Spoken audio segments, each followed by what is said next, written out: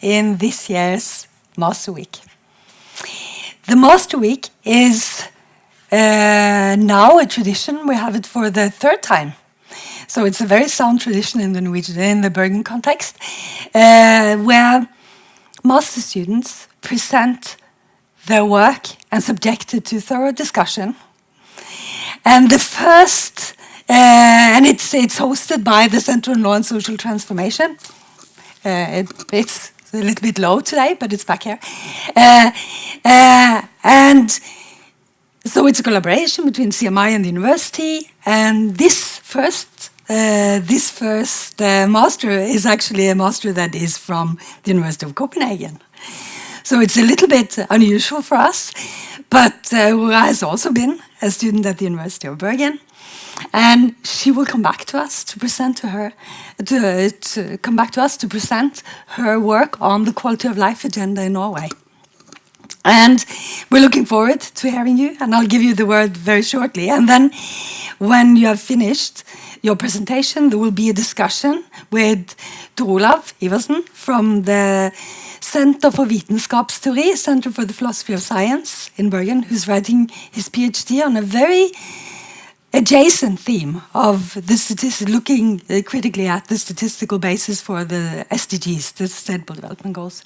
So you're really, really lucky, because you'll have a really insightful discussion into a theme that is very important and that we all should learn more about and will learn more about. So Aurora Telle, I'll give you the word first.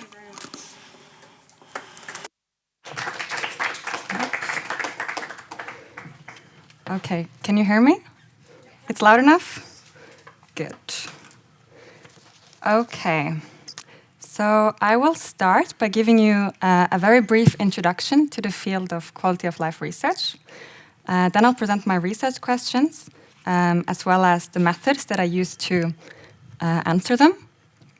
I will present my main findings. I will make a couple of suggestions for further research, which might be interesting if any of you are pursuing a master's degree. And finally, I'm looking forward to a good discussion with Tor, Siri, and hopefully the rest of you. Thank you all for coming. The question of what gives life its quality has occupied humans since the beginning of time. But when we talk about political interest in measuring quality of life, we typically speak of two different waves of interest. The first wave started in the 1960s and fell in the context of the recession in the 1970s. And the second wave started in the 1990s and continues to present. Both waves have in common that politicians and researchers started to question whether GDP is an adequate measure of societal progress. You might be familiar with this quote by Robert Kennedy, that GDP measures everything in short, except that which makes life worthwhile. But what is it that makes life worthwhile? Given the fact that there's countless theories of what constitutes a good life, we also have numerous approaches to quality of life measurement. But according to the literature, we divide between two main approaches. On the one hand, we have the objective well-being approach. From this perspective, quality of life is a function of the various social and material conditions of a person's life. Typical measures include things such as education, income, health, and safety. And on the other hand, we have the subjective well-being approach. Proponents of this approach are generally skeptical to the idea that an outside observer can judge the quality of your life. Quality of life is personal. Typical measures therefore include level of happiness, life satisfaction, and distribution of positive and negative emotions. So the main question within this first wave is really this question of whether quality of life should be measured objectively or subjectively. And different opinions on this issue led to the development of two polar approaches to welfare measurement. On the one hand, we get the American quality of life / subjective well-being approach, and on the other, we got the Scandinavian level of living / objective well-being approach, which kind of is defined by going against this more liberalist American approach. And as you recognize, the Scandinavian level of living approach is defined by its explicit rejection of subjective indicators. And there's two main reasons for this rejection. First, researchers have been skeptical to whether feelings actually can be measured. People are prone to hedonic adaptation, which is the tendency to adapt to changing life circumstances. A pay raise loses salience over time as you become accustomed to your new level of living. This means that similar circumstances are judged against different standards for different individuals. Secondly, the core concern of the Scandinavian approach has been whether people's fundamental rights and needs are met.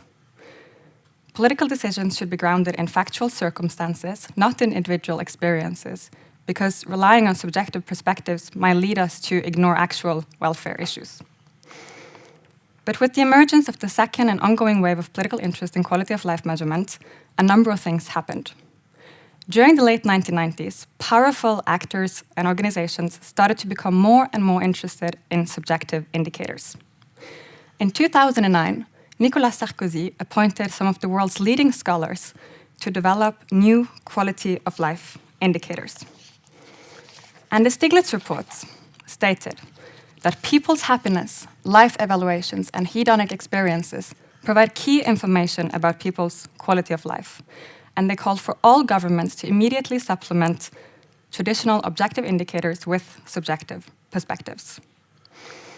Around the same time, the European Commission launched their GDP and beyond framework, the OECD Their Better Life Index, and shortly thereafter, the United Nations started to publish the World Happiness Report. You're probably most familiar with the World Happiness Report. And we have all gotten used to the same pattern. The Scandinavian or the Nordic countries, together with Switzerland and Netherlands, rank top of the list year after year. But despite being labeled the happiest region in the world, Scandinavian countries have been remarkably critical to second wave developments. Proposals to include subjective indicators in national quality of life assessments have repeatedly failed to achieve parliamentary support in all countries. In fact, they have been ridiculed. And this was true until 2018, when a unanimous Norwegian parliament decided to include subjective indicators in national quality of life assessments for the first time. How and why this happened was the topic of my thesis. I wanted to answer two questions.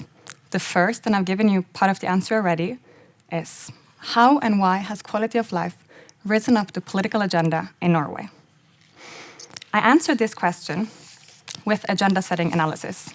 Specifically, I use Kingdon's multiple streams approach, which I can recommend.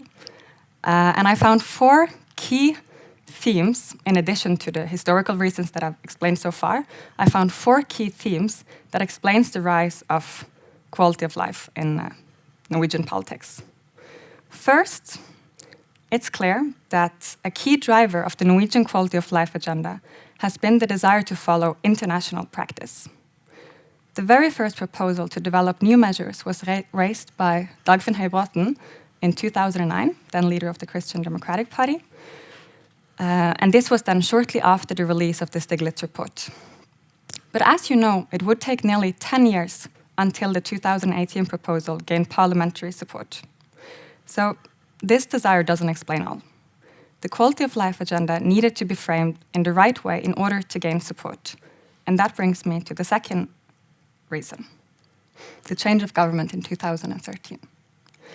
Kingdon emphasized the importance of the public mood.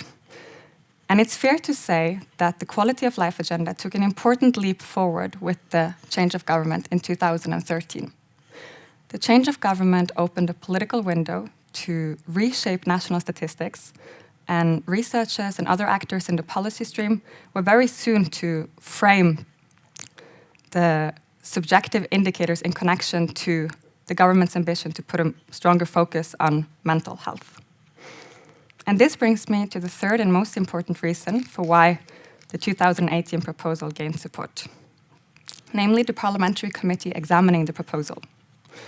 In contrast to the 2009 and 2016 proposal, the proposal in 2018 was examined by the Health Commission and not the Finance Commission. Previous proposals had been rejected by the Finance Commission due to their limited manipulability. Safeguarding quality of life was, according to the Finance Commission, well beyond the remits of policy, which should focus exclusively on the objective and directly amenable dimensions of human life, just in accordance with the Scandinavian level of living approach. When the 2018 proposal was examined by the Health Commission, on the other hand, it was examined by parliamentarians much more familiar with the potential value of using subjective indicators for policy design. Rather than questioning the manipulability of subjective indicators, these parliamentarians emphasized the social determinants of mental and physical health and the strong connections between subjective experiences and objective behavior. The final reason for why quality of life has risen up the political agenda in Norway, I believe, is the epistemic community affiliated with quality of life research. Without their persistent attention and efforts, it's difficult to imagine that quality of life would be measured with reference to subjective indicators. As Kingdom would put it, these researchers have succeeded in turning a condition into a problem, which is a major conceptual and political achievement. And this brings me to my second research question. What controversies went into the development of Norwegian quality of life indicators, and how do they reflect broader ideological positions? Answering this research question required me to engage directly with the research community tasked with developing quality of life indicators. So I conducted 4 in-depth interviews with researchers who were entirely central to the process. I interviewed Espen Røysamp, who has published numerous articles with the world's leading authorities on quality of life research, as well as this book on how to train yourself happy. I interviewed Ragnhild Bagnes, Norway's most vocal happiness researcher, who you might know from these podcasts. Arne Holte, former head of the Association for Psychologists and one of the country's strongest advocates for including mental health training in in secondary education. And finally, I interviewed Erik Nord, who in 2017 started a tense newspaper debate on the topic of these new measures. All researchers held key positions in the process. But I didn't just call them up on Skype. I traveled to Oslo and interviewed them in their offices and in their living rooms. And I was surprised to find a group of researchers who spoke openly about a process that was marked by tense debates and that had ended up taking far more time and effort than originally envisioned. The reason, as we will see, was the strong divisions within the research group. The following pictures are extracts from some of the email correspondences that I was given access to. To my surprise, the main controversy in the research group had not been whether subjective indicators should be included, but whether we should continue to use objective indicators to assess quality of life. As noted earlier, the term quality of life occurs with 2 different meanings. Either it refers to subjective well-being or it refers to objective well-being. When Scandinavian researchers rejected subjective indicators, they did so because they were skeptical towards the measurability of inner feelings and because they were more concerned about people's fundamental rights and needs. So the issue is not whether social and material conditions affect a person's life. Of course, they often do so in a very positive way. An uneducated, unemployed, poor person is likely to be a lot happier if given the opportunities of free schooling and a paid job. But the point is that the same level of subjective well-being, happiness or life satisfaction, might be observed in people who differ enormously in conditions and opportunities. So the question is whether those people can be said to have the same level of quality of life, or whether those with better social conditions and material opportunities have a better one. So what do you think that the research group argued? On the one hand, Erik Nord and some of the other researchers argued that the term quality of life should be reserved for the subjective dimensions of human life. In other words, we should trust people when they tell us that they're happy. having a big house and a big car is not necessarily better than having a small house and no car. The things that are valuable to me might not be valuable to you. So we should refrain from imposing so-called objective indicators or values on other people. As Erik stated, the more I think of it, the more I find such objective indicators often made by a very small, healthy, wealthy, highly educated, culturally biased part of the population to be of quite limited interest. And you're probably familiar with this kind of critique in the context of universal human rights. And undoubtedly, it's true that people have found peace and happiness under all sorts of conditions. Erik's point is that these very different cultures and values deserves our respect.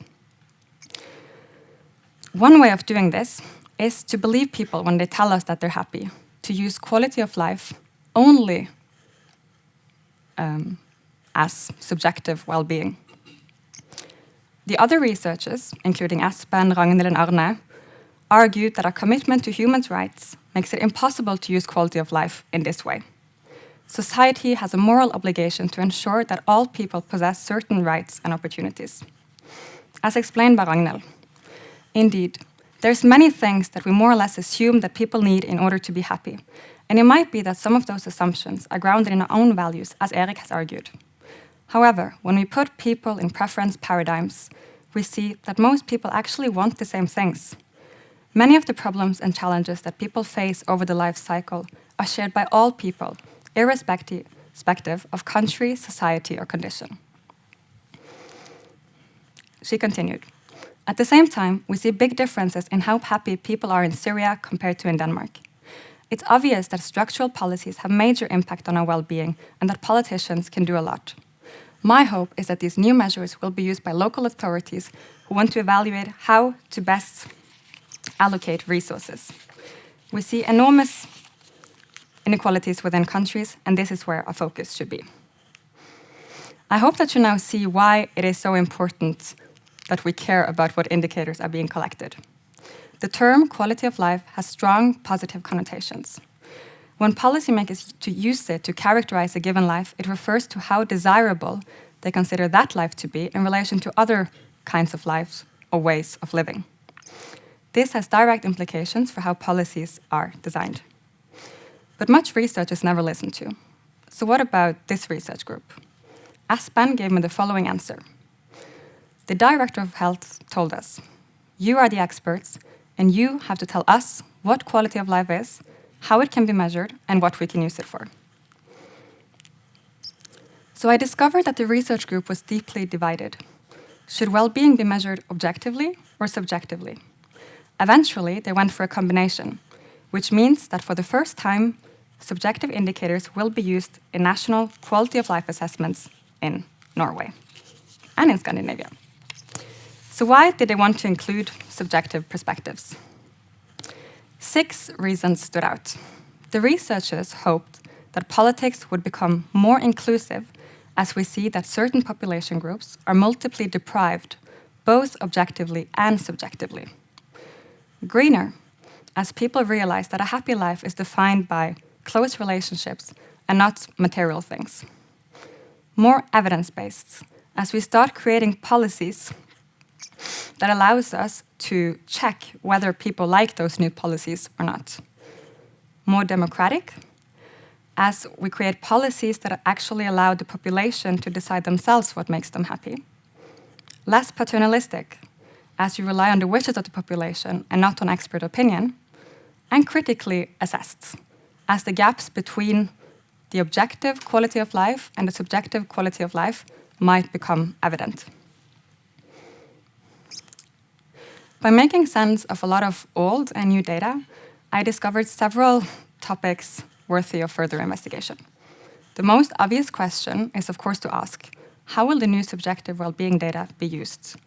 Will these new data lead to debates about what goals society should strive to pursue, as the research group hoped? Or if you are more into comparative politics, you could ask, why is Norway the only Scandinavian country where parliament supports quality of life measures based on subjective well-being? Or finally, if you want to write a theoretical paper you could study the rhetoric of the quality of life agenda by asking, what are the retroactive consequences of quantitative indicators more generally, and how are they implicated in systems of domination? Quality of life is an important topic in Norway, but until recently, it's mostly been a topic that psychologists have engaged with. My contribution has been to place contemporary Norwegian measurement practice within a broader historical and conceptual frame. This has been important as relatively few political scientists have engaged with this topic. Whether the decision to measure subjective well-being reflects an expansion or a retraction of the Norwegian welfare state is difficult to tell. But what I know for sure is this. The authorities' decision to target the domain that until recently was considered beyond the reach of government is an important research topic. Sadly, we know that once indicators become established in public debate, they tend to hide the normative and theoretical assumptions inscribed in them. This is problematic as indicators play an increasingly important role in political debate. In line with numerous scholars, I therefore argue that an understanding of how numeric knowledge is used and produced only will become increasingly important as metrics enter more and more domains of our lives. Indicators are not neutral. They reflect particular ideological positions. And this is important because how welfare is measured defines how welfare is made. Thank you.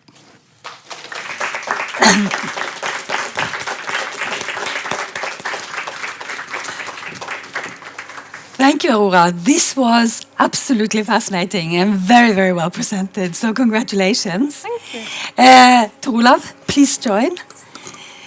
I'm sure you all have questions that you want to ask Aurora about this. And you will get a chance, but you will get the first cut. Thanks a lot. So first and foremost, thank you for. I think you had a really brilliant presentation. Oh, thank you. And also, I read, 3 chapters of your thesis, and I think it was an extraordinarily well written thesis and very thorough and very interesting. So I enjoyed it a lot. So thank you for that as well. And I also would like to say that it's very nice to be here in Bergen Global. So I spent 3 years at CMI, so it really feels like home. So my comments, I'm not an expert really on the domain of quality of life indicators, but like Siri pointed out, I do my work on SDG indicators and have in particularly focused on food security indicators, and food security, it's also sort of an essentially, in many ways, contested concept. So there are some commonalities. Mm-hmm.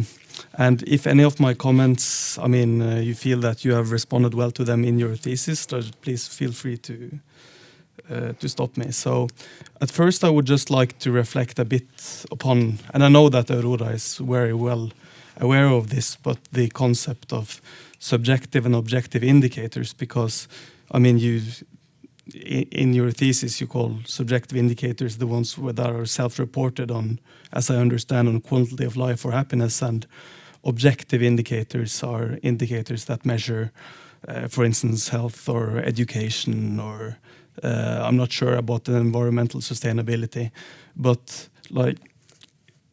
to which I know this is not, you refer to a specific scholarly tradition of calling these indicators objective, but to which extent are they really objective? That's an incredibly strong statement to say that my indicator corresponds to some kind of singular external truth. And for instance, if you think about just pointing out some very few issues about calling these indicators objective, is that I would guess that most of these objective indicators, they're composite indicators, meaning that they contain several elements. I'm not sure if it's really a quality of life indicator, but the indicator I thought about when reading your work was the HDI, Human Development Index indicator. Is that a quality of life indicator? It's close to it. Yeah. Yes. Yeah, and that obviously contains elements of education and health and things like that. And then you have the question of so you assume that health and education are somehow objectively related to quality of life, but which I think you, to some extent, perhaps can defend, even though it's obviously also normative. But then you have the question of how do you weight these elements? And there is simply no single rationality for doing this that can in any sense be described as objective. So, and this is not a claim you make in your thesis, but just a reflection, a personal reflection from my side. And obviously also you have questions of culture and cultural differences in what is quality of life. So I think that is sort of quite a not, if I were to critically evaluate it, not really a useful distinction. But that's more a comment to the literature as a whole than to your thesis. And then, so being a theorist of science, if you want to do further work in this field, I not surprisingly think that you could benefit a lot from reading up on theory of science, because you are tangentially related to that field. You study knowledge and knowledge production, as well as political processes and how these intermingle.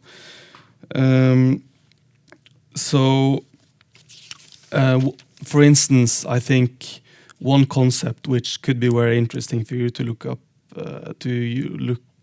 towards, could be the Sheila Jasanoff's concept of co-production, which you might know, which is how does knowledge affect the world and how does the world in turn affect knowledge, and trying to disentangle this very complex issue. So how do, for instance, indicators as a form of knowledge shapes policy or institutions, and how does our culture or institutions shape indicators?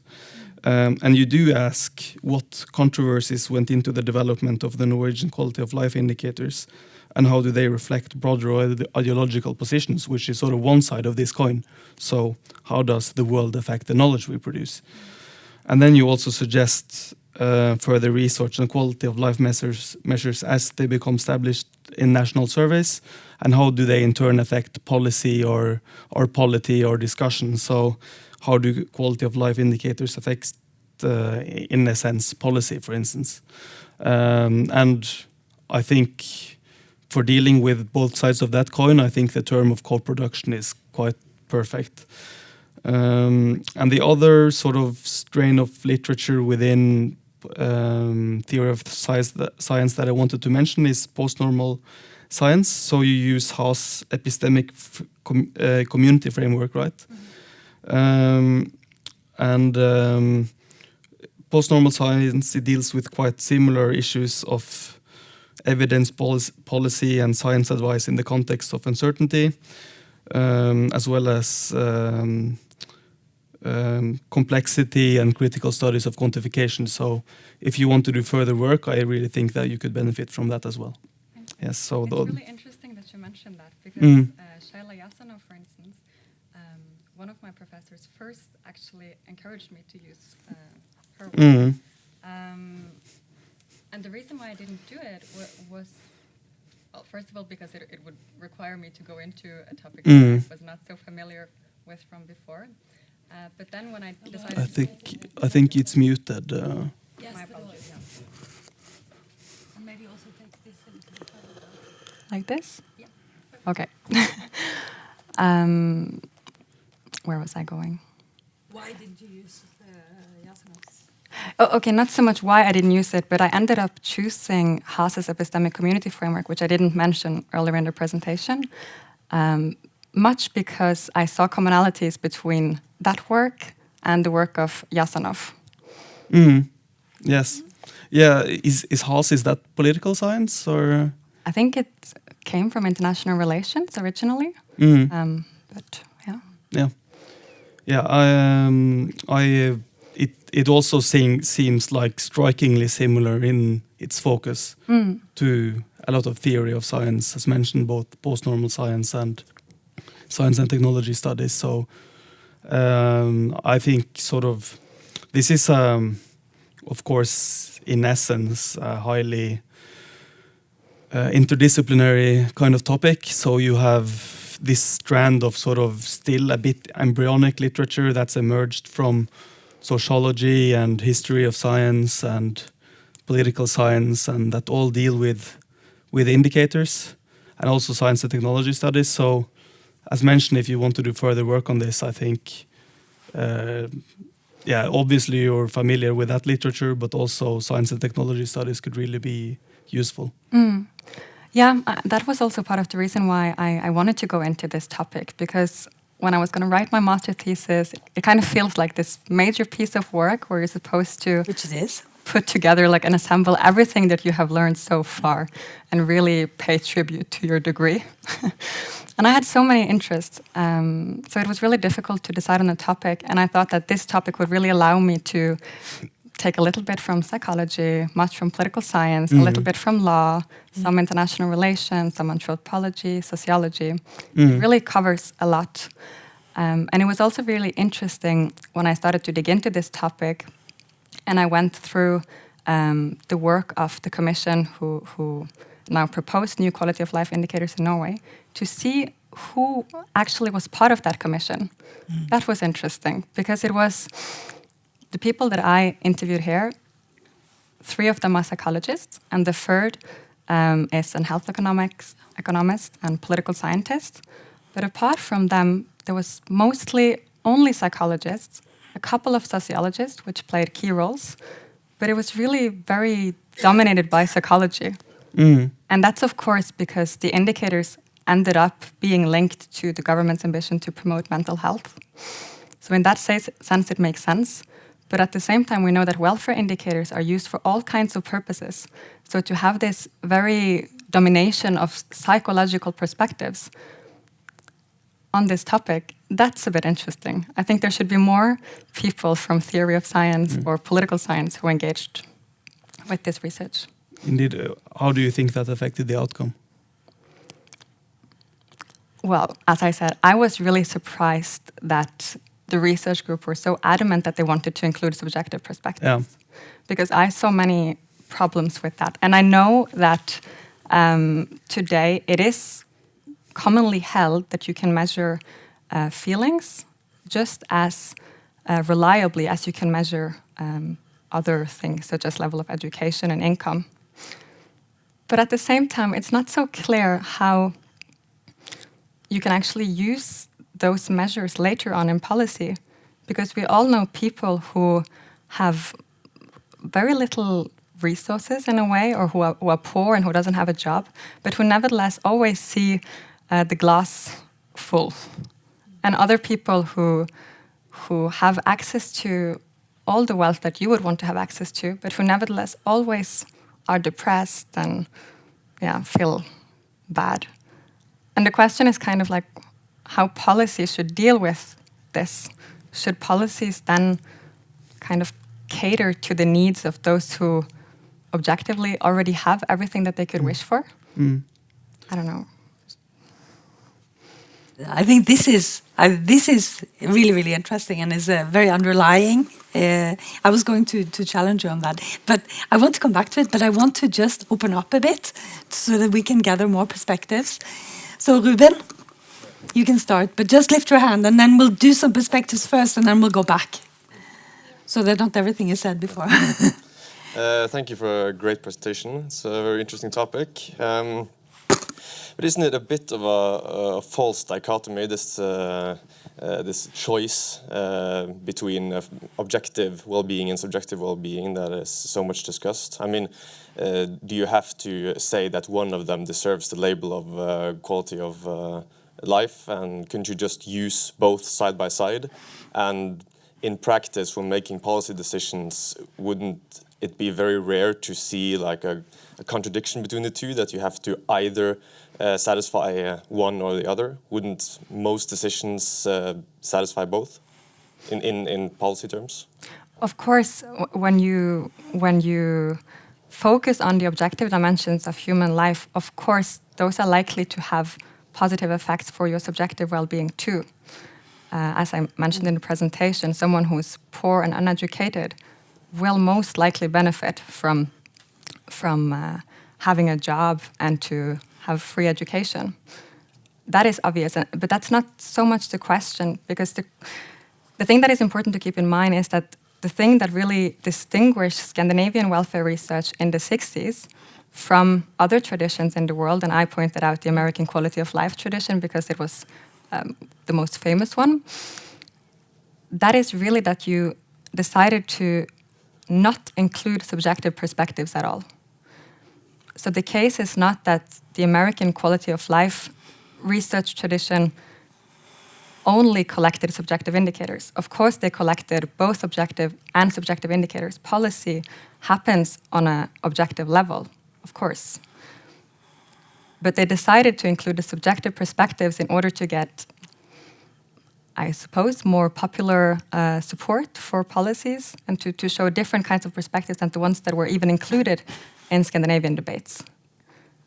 So that is kind of the big thing that happened. It's super interesting, and I think that one of the sort of from my reading of the debate, sort of in a long term, and from some distance, it also seems to be that there was this, that the Scandinavian perspectives have a lot more emphasis on inequality, and that the measure of objective inequality in different levels of wealth and income and education and so on was seen as, that the subjective measurements were seen as sort of a threat to the emphasis on inequality, and that by bringing in other perspectives, it was seen as a way of diluting emphasis on objective, if you want, inequality, and as a goal for policy, and that in a way it was it was super interesting to see you go through this historic debate, because of course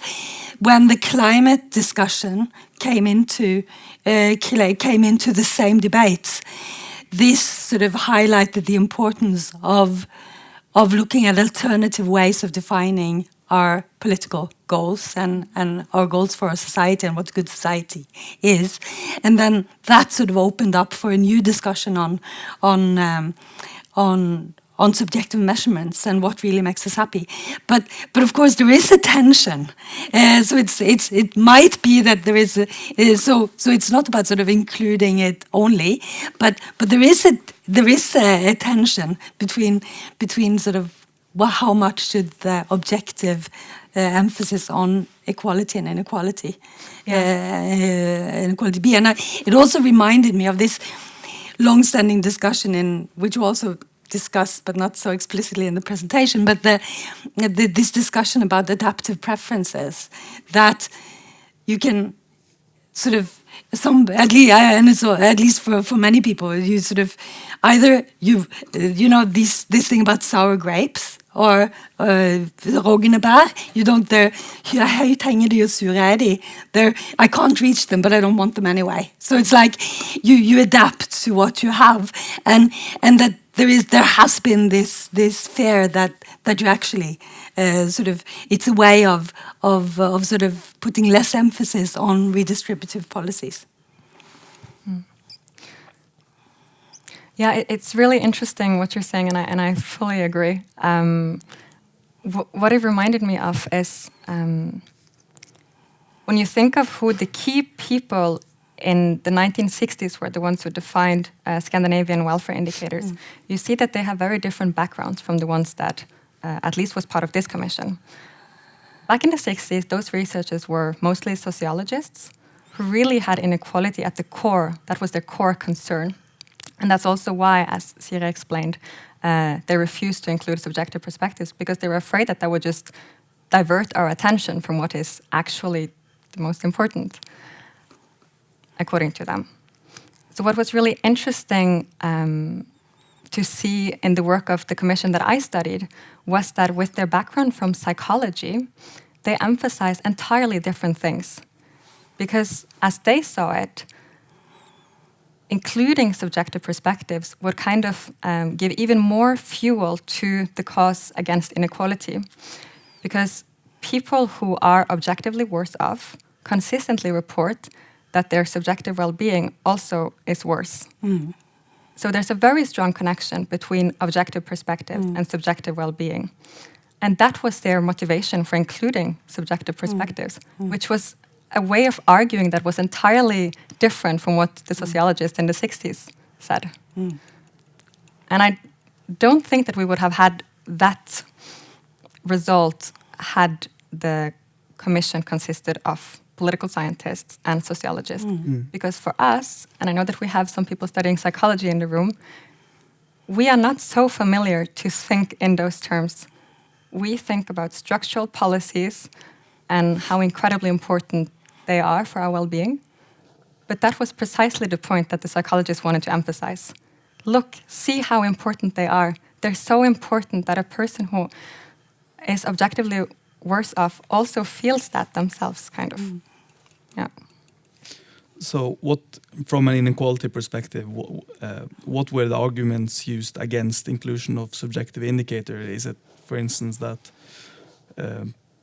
there is an idea that people that are worse off in terms of so-called objective indicators might report similar quality of life levels, and therefore somehow which could be used in an ideological argument against policies against inequality? Is it something like that, or? Yeah. That's the case. Yeah. So as Siri said, it's this idea of hedonic adaptation, that you only want the things that are within your reach. You won't even dream of anything that is bigger. So if you start at a very low level of material and social conditions, you aspire to something that is better, of course, which everyone does. But the level that you aspire to won't be the same for everyone. Your baseline kind of determines what you wish to achieve. And of course, if you then find that your material level doesn't really correspond to your happiness, it means that we don't have to bother about social inequality. So I think that was the fear. And of course, the happiness index, which is composite, shows that the Nordic countries come up high. But I think that, and then that there is this correspondence between sort of material level of well-being and equality, level of inequality and happiness. But in a way, that's besides the point, because I think that there is this for those who. But it's interesting that was a strong argument in the commission, that it sort of reinforces. I also think it's really interesting that you bring up that just again from a theory of science perspective, that the disciplinary structure of this epistemic community has really affected the outcome. That, like in example, that probably the predominance of psychologists in this group might have had a decisive outcome. Might have been decisive in terms of including subjective indicators of well-being. It's also a very, interesting finding, I think. Yeah. So, in a way, I want to challenge the audience a bit, because I know that some of you are politically engaged, and many of you should, more of us should be. So because it's very interesting. So, what kind of indicators do we need? We have these different concerns. We know that there is a problem with the objective indicators, saying that we need to sort of grow and grow and grow in order to be happier and happier. We need to get more, and everybody needs to be as rich as us. And as if everybody are as rich as us, the world can't survive. So, and in a way, that's also why we sort of bring in different indicators. So what do you think? Really, what kind of indicator? This goes to you as well, but it's going off astray a bit, but it is still within. Yeah, and so because you said that you sort of clearly were thinking back and forth. What do I think is good? So I want to hear from you, but I also want to hear from you. What sort of, because the indicators are really important, as you're saying. We do make. There is a reason why Parliament debates it and decides. It's because we want something. We want it for something. We want it because it's important for policy. So what do you think? Sort of, what should it be? Is it this the right mix? Or is it something else that we should have, that we should steer towards? And so if you got You can do it first because you thought about it most. So if you could get your perfect, you could decide.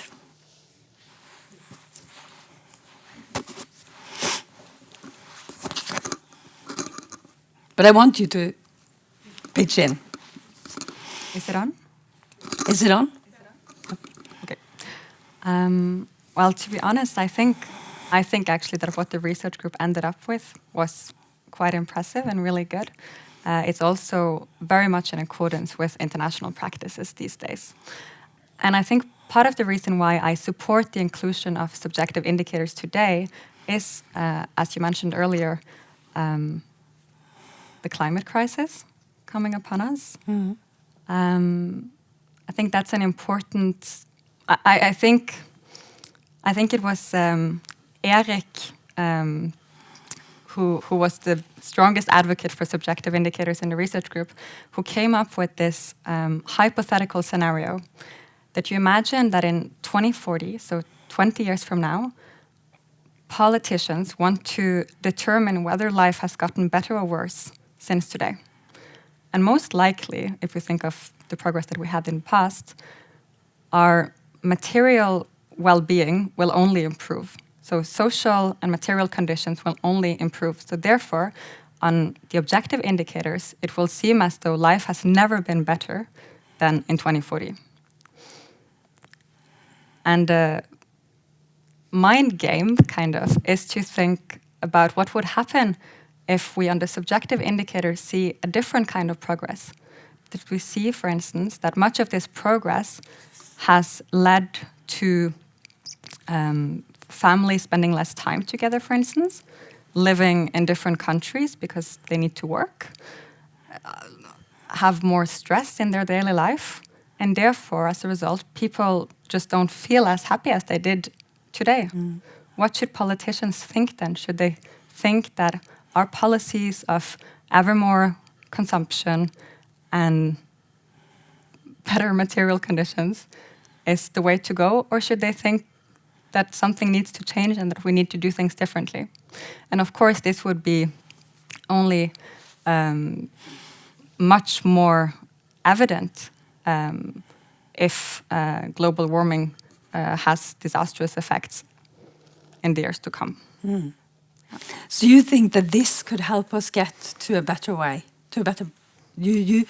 So you think that what was adopted will bring us.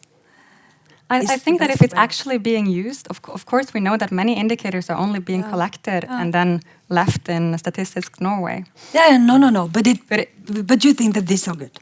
Yes, I think that if they're being used, they might pose or force us to ask some really interesting questions about societal progress and what we mean by wealth. And practically, like they will be included in SSB's levekårsundersøkelse, which is collected annually, or yeah. And how many indicators will there be? Is it like?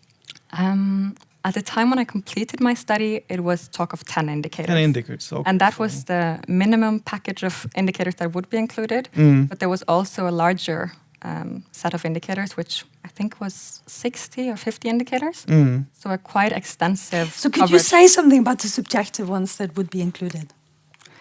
That would be things such as overall, on a scale from 0 to 10, how happy do you feel? How safe do you feel? Things like this. How good opportunities do you feel that you have? It's all about feeling on a daily basis. How often do you feel irritated? How often do you feel negative? How often do you feel helpless? So there would be 10 subjective indicators in addition to the objective ones. And many of them is this mapping of your emotions throughout the day. Or is it also on fear of future, or is it? No, it was not about that. And that is also interesting that you mentioned, and I know that this is a bit difficult to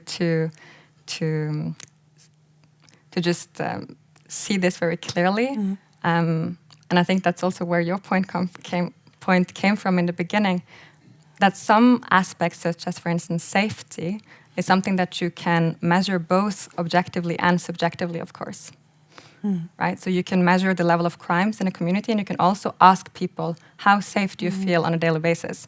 Those are two different things. Yeah. So the subjective indicators that we talk about now are indicators without an obvious objective counterpart. I cannot just... I mean, even though I look at the objective features of your life, you might feel entirely different from what I would assume that you would be feeling, right? You might be happy or you might be devastated.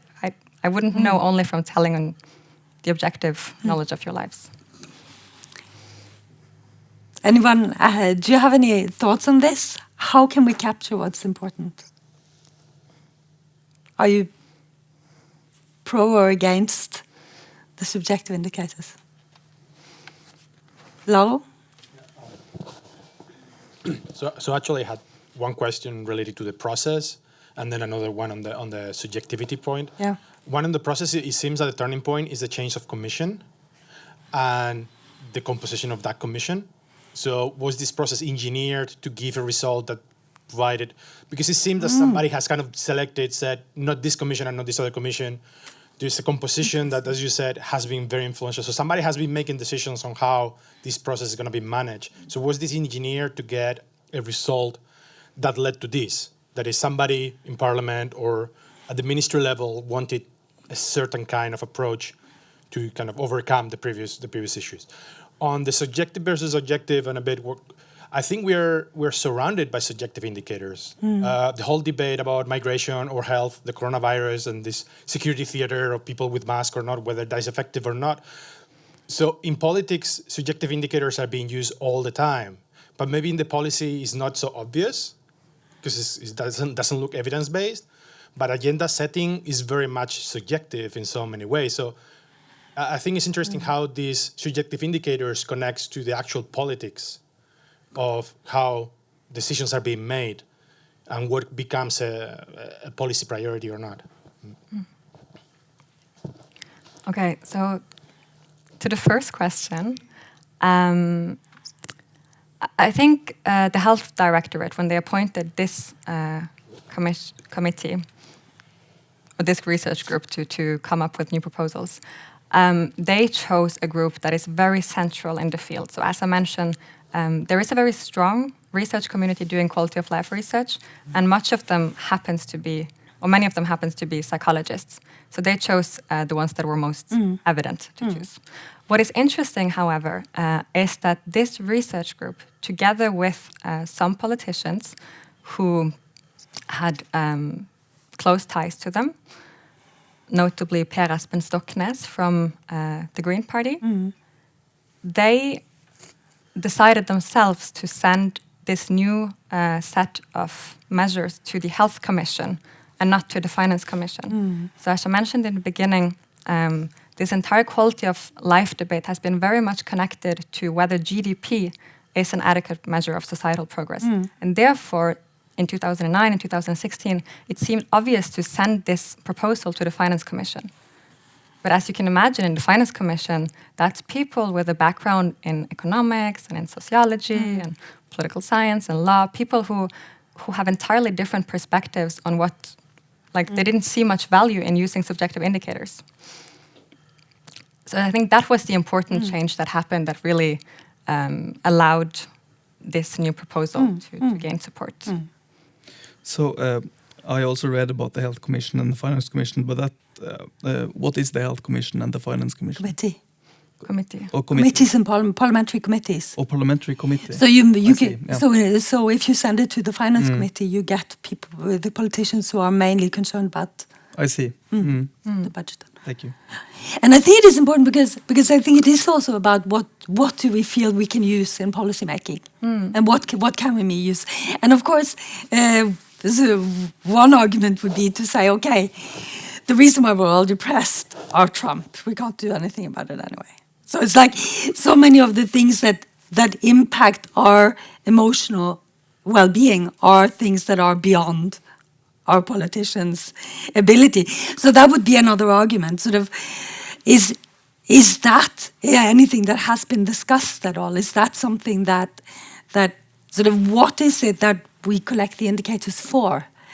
At the same time, I mean, I think it is really, really interesting to see what would happen. But that's one of the concerns that I have. That how do we sort of what do we know about what shapes people's emotion, the emotional indicators, which it is mainly. Do we know enough about what shapes those indicators and how that relates to policy? But that would be a really interesting research agenda, actually. That is interesting, and funny you should say that, because so as I mentioned, in 2009, this topic really came on the top of the international agenda, also in many countries. So for instance, in England and in France and Switzerland and Germany, they had the same discussion of whether they should include subjective indicators or how they should define quality of life more generally. And what many of those countries did was to ask the public, so population, ask, what do you think quality of life is? What does it mean to you? And in a way, you could say that it's a bit surprising that this did not happen in the Norwegian case. Yeah. I asked Arne about this, and he said, well, you know, of course, it could make sense democratically to ask people about what quality of life is to them. But there's been so many years of research on this topic. We know so much about this already. And what we see also is that the things that make people in France happy tend to be the same things as what makes people in Norway happy. So that was the reason for not asking. For not asking. Yeah, you compare like mainly two different approaches to quality of life measurement, which is like the American subjective model, or and the Scandinavian objective model. But are there other like fault lines in quality of life measurement globally? Are there other cultural differences that you could highlight, or? I mean, not necessarily cultural differences, but can I just pitch on that as well? Because the first, you always hear that it came from Bhutan, that the king in Bhutan decided that would be the measure to guide by. So could you also say something about that influence? Also, first back to your question. I think one of the major fault lines here was that the American quality of life approach, like in the US, freedom, liberalism are much stronger values than what they are in Scandinavia, of course. So I think that is part of the reason why in the literature we talk about two main like competing traditions, because those are the ones that are the most different. Of course, there's a variety of other approaches in between. These are not the only ways to do it, but those are the most different ones. Secondly, what we see, and this is difficult because in order to write like a compelling paper, you need to like remove a little bit of the complexity.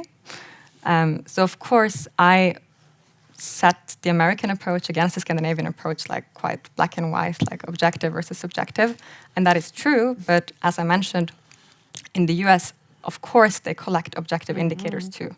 It's just that they also collect subjective indicators. And that's what we see internationally, that most countries who have followed up on this agenda have started to supplement their objective indicators with subjective perspectives. So that is the way forward. But in Denmark, for instance, proposals to include subjective indicators have always been rejected. And parliamentarians have just been asking, why would we even measure something when we can't? Why would we try to measure something when we can't even agree on what it is? Quality of life. And when I told that to the researchers that I interviewed, they all said, but that is nonsense. Of course, like our objective policies have direct implications for our subjective well-being. So it's nonsense that we cannot measure it. It also strikes me that, I mean, just in terms of practically collecting this data, the objective indicators, they might rely on already existing sources of official statistics to a much larger degree than subjective indicators that obviously need to include, that requires the inclusion of new questions. Exactly, and the new questions will be included in the existing level of levels. level of living surveys. I think we could have just continued and continued, but our time is actually up. So, unless there is a burning comment from the audience, I think we just give a big applause to both Aurora and Toriva. And you will get our Law Transform cups. I let you choose first, and then you can always go and I'll go for pick this another one. Thanks, Thank Anna. you very much. Very good. So this was amazing. It was super interesting, and I think you both really gave us sort of an inspiration to think more about it and learn more about it. So thanks a lot.